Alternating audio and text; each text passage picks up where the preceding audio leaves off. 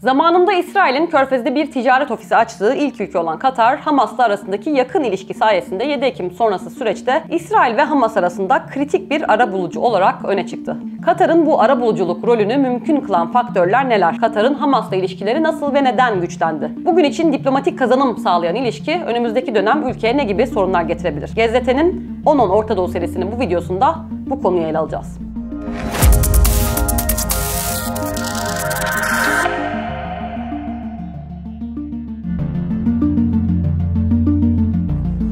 7 Ekim 2023 tarihinde Hamas'ın İsrail'e karşı düzenlediği saldırı ve arkasından İsrail'in Gazze'ye yönelik başlattığı operasyonla devam eden süreçte Hamas'ın kaçırdığı rehinelerin serbest bırakılması ve yabancı uyrukluların Gazze'den tahliyesi küresel diplomasinin en hayati maddelerinden biri oldu. ABD ile koordinasyon içinde hareket eden Katar, İsrail, Hamas ve Mısır arasında aracılık yaparak yabancı uyrukluların ve ağır yaralı Filistinli sivillerin Gazze'den Mısır'a tahliyesini öngören bir anlaşmaya varılmasını sağladı. İsrail ile Hamas arasında rehinelerin takası ve 4 günlük ateşkes sağlanması konusunda anlaşmaya varılması, iki taraf arasında arabuluculuk yapan Katar'ı bu kritik rolde gösterdiği başarıyla bir kez daha manşetlere çıkardı.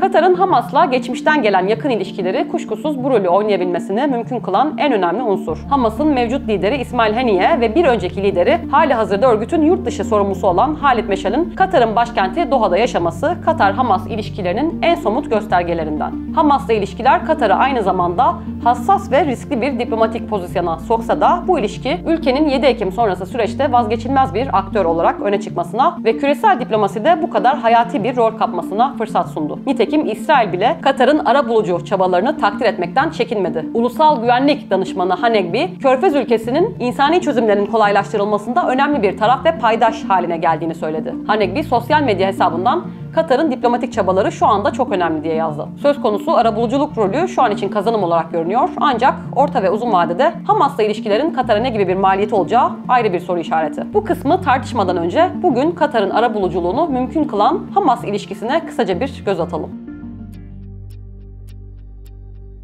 Katar'ın Hamas'la ilişkilerinin tarihi henüz bütün detaylarıyla yazılmış değil. Ancak örgütün Müslüman kardeşlerin Filistin kolundan evrildiği hesaba katıldığında bu ilişkilerin kurulması çok da zor olmasa gerek. Zira Katar'ın Müslüman kardeşlerle ilişkileri 1950'li yıllara kadar uzanırken Suudi Arabistan, Birleşik Arap Emirlikleri ve Kuveyt'in aksine hareketle ilişkileri hiçbir zaman ciddi şekilde bozulmadı. Nitekim Hamas'ın önceki siyasi lideri Halid Meşal, Hamas liderlerinin eski Katar emiri, şu anda emir olan Şeyh Temim'in babası Hamad bin Halife El Sani ile tanışıklığının 1990'lı yılların başında veliahtlık günlerinde başladığını söylemişti. Benzer şekilde 1998 yılında İsrail'in salıverdiği Hamas'ın kurucusu Şeyh Ahmet Yasin'in o dönem bölge turunun duraklarından biri de Katar'dı ve Şeyh Ahmet o dönem artık emir olan Hamad bin Halife ile bizzat görüşmüştü. Bir yıl sonra Ürdün, Hamas ofisini kapatıp 4 liderini ülke dışına çıkardığında aralarında Halid Meşal'in de olduğu Hamas liderlerine Katar ev sahipliği yapmıştı. Meşal, Şam'a yerleşmeden önce 2 yıl Doha'da kalmış, takip eden yıllar boyunca da Şam ve Doha arasında mekik dokumuştu. Katar 2000'li yıllar boyunca Hamas liderlerini ev sahipliği yaptığı uluslararası konferanslara davet etmekle kalmadı, Hamas'a resmen finansal yardım da yaptı. Katar-Hamas ilişkileri Arap Baharı'ndan sonra ise daha aleni hale geldi. Hamas, protestoculara karşı şiddete başvuran Suriye rejimine tepki olarak Şam'da bulunan ofisini kapatınca bu ofisi Doha'da açtı. Söz konusu ofis halen daha faaliyette.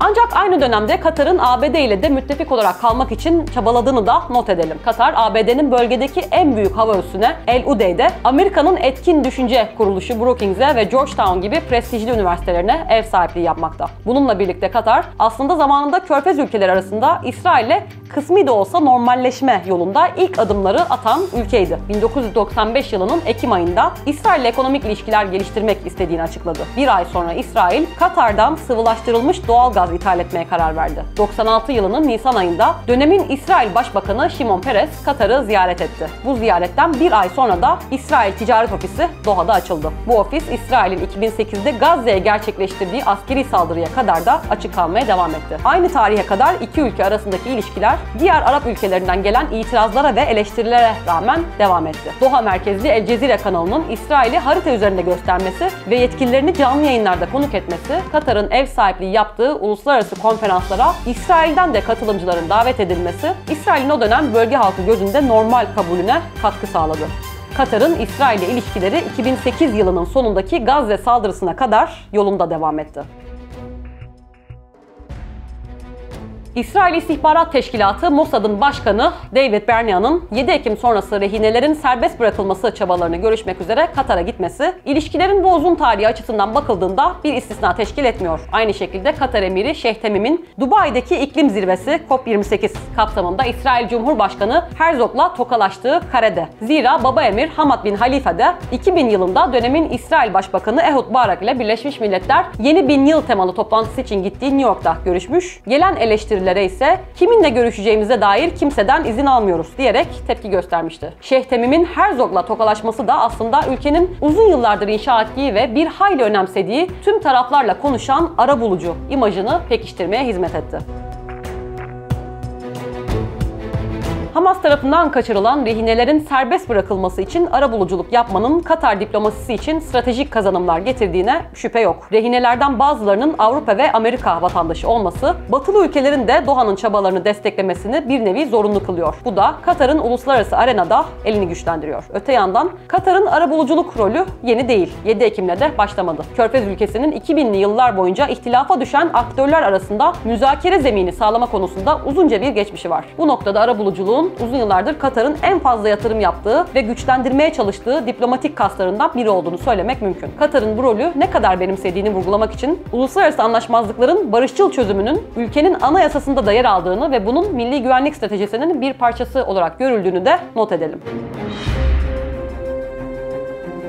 Örneğin Doha çok değil daha birkaç ay önce Eylül ayında İran ve ABD arasında İran'da tutuklu bulunan 5 Amerikalının serbest bırakılmasını sağlayarak uluslararası haber ajanslarının son dakika olarak geçtiği önemli bir anlaşmaya aracılık etmişti. Tutukluların serbest bırakılması ABD'nin İran'a ait 6 milyar dolarlık fonun dondurulmasını da içeren daha geniş kapsamlı bir anlaşmanın parçasıydı. Katar ayrıca İran'ın nükleer dosyası konusunda da arabuluculuk rolü oynadı ve 2022'nin sonlarında Tahran ile Washington arasında dolaylı görüşmeleri kolaylaştırdı. Katar'ın en kayda değer arabuluculuk çabalarından biri de 2021'de ABD'nin Afganistan'dan tahliyesi sürecinde yaşandı. Katar, sürpriz bir çekilmenin gerçekleştiği o dönemde ABD'li ve diğer batılı diplomatların ve vatandaşların Afganistan'dan sorunsuz bir şekilde tahliyesini Doha aktarmalı uçuşlar aracılığıyla bizzat sağladı. Katar sadece ülkedeki Batılıların güvenli tahliyesini kolaylaştırmakla kalmadı, aynı zamanda diplomatik ilişkilerini sürdürdüğü Taliban yönetimindeki yeni devlette onlar için koruyucu bir güç olarak da hareket etme rolü üstlendi. Yalnızca bölgesel değil, uluslararası krizlerde de Katar arabuluculuk rolüne soyunmaktan geri durmuyor. Bir süre önce de devam eden savaş kapsamında Rusya ile Ukrayna arasında kaçırılan çocukların ülkelerine geri gönderilmesinde yine Katar arabuluculuk etti. Katar'ın yukarıda saydığımız başarılı arabuluculuk girişimleri olduğu kadar elbette başarısız girişimleri de oldu. Yemen'de İran destekli Husiler ile merkezi hükümet arasındaki anlaşmazlık yoğun çabalara rağmen sonuç alınamayan örneklerden bir tanesi. Yemen'deki arabuluculuk faaliyetleri yalnızca sonuç vermemekle kalmadı, aynı zamanda Yemen'de ciddi bir varlığı olan Suudi Arabistan'la ilişkilerinin bozulmasına da yol açtı. Bu yönüyle arabuluculuk faaliyetlerinin her zaman ülkeye kazanım getirdiğini söylemek doğru olmaz. Nitekim benzer bir tablo 7 Ekim ve sonrası için de geçerli. Doha, Hamas ile olan ilişkileri nedeniyle İsrailli ve batılı siyasetçilerin eleştirilerine de maruz kalıyor. Takdir edilen arabuluculuk çabalarına rağmen İsrail Dışişleri Bakanı Eli Cohen, Katar'ı Hamas'ı finanse etmek ve liderlerini barındırmakla suçladı. Diğer bir deyişle Katar'ın esirlerin serbest bırakılmasını ve gerilimin azaltılmasını sağlamasını mümkün kılan durum aynı zamanda kendisini zor durumda da bırakıyor. Ülke üzerindeki baskının önümüzdeki dönemde daha da artması beklenebilir. Bu noktada Amerikan Dışişleri Bakanı Antony Blinken'ın 13 Ekim'deki Doha ziyareti sırasında ABD ve Katar'ın rehine krizinin çözülmesinin ardından Katar'ın Hamas'la ilişkisini yeniden gözden geçirme konusunda anlaştıklarını iddia eden raporlar olduğunu da ekleyelim. Böyle bir anlaşmanın Hamas liderlerinin Katar'dan ayrılmasını gerektirip gerektirmeyeceği ise şu an için meçhul. Burada bir parantez açıp Katar'ın Hamas ile olan ilişkisinde bugüne kadar ABD'yi tamamen karşısına alarak başına buyruk hareket etmediğini de not düşmek gerekiyor. Hamas'ın Doha'daki siyasi ofisinin 2012 yılında Washington'ın talebi üzerine ve dolayısıyla onayıyla açıldığını hatırlatalım. Nitekim ABD siyasetinde ve kamuoyunda Katar'ın Hamas'la ilişkilerine dair yükselen tepkiler karşısında Katar'ın Washington Büyükelçiliği'nin resmi sosyal medya hesabından söz konusu ofisin Hamas'la dolaylı iletişim kurmak amacıyla ABD'nin talebi üzerine açıldığını olmasını ve yükselen tepkiler karşısında şaşkın olduklarını yazması önemliydi. Kısacası Katar bu zamana kadar Hamas'la ilişkilerini ABD'nin bilgisi ve hatta onayı dahilinde yürüttü. 7 Ekim sonrası Hamas lideri İsmail Haniye'nin Doha'daki varlığının saklanmaması, hatta Haniye'nin yaptığı resmi görüşmeler yoluyla bunun açıktan kamuoyuyla paylaşılması da buna dahil. Bundan sonra ilişkinin nasıl şekilleneceğini elbette zaman gösterecek. Ancak grubun tamamen saf dışı bırakılması hem önemli bir kozun kaybedilmesi hem de Hamas'ı İran'ın kollarına daha da itebilme riski anlamında Doha için rasyonel olmayacaktır. Öte yandan İsrail ve ABD'nin Hamas'a bakışının 7 Ekim sonrası geri dönülmez bir şekilde değişmesi, Hamas'ın bundan sonraki süreçteki varlığı ve etkinliği gibi unsurlar Katar'ın gelecekte arabulucu olarak faydasını azaltabilir veya böyle bir rolü tamamen gereksiz hale getirebilir. Rehinelerin serbest bırakılmasına ve kalıcı bir ateşkese yönelik tüm arabuluculuk çabaları sona erdiğinde Katar'ın Hamas'ın üst düzey yöneticilerini sınır dışı etmesi ve Gazze'ye yönelik mali ve insani yardımlarının yöntemlerini değiştirmesi konusunda ciddi bir baskı altına girmesi bugünden bakınca kaçınılmaz görünüyor.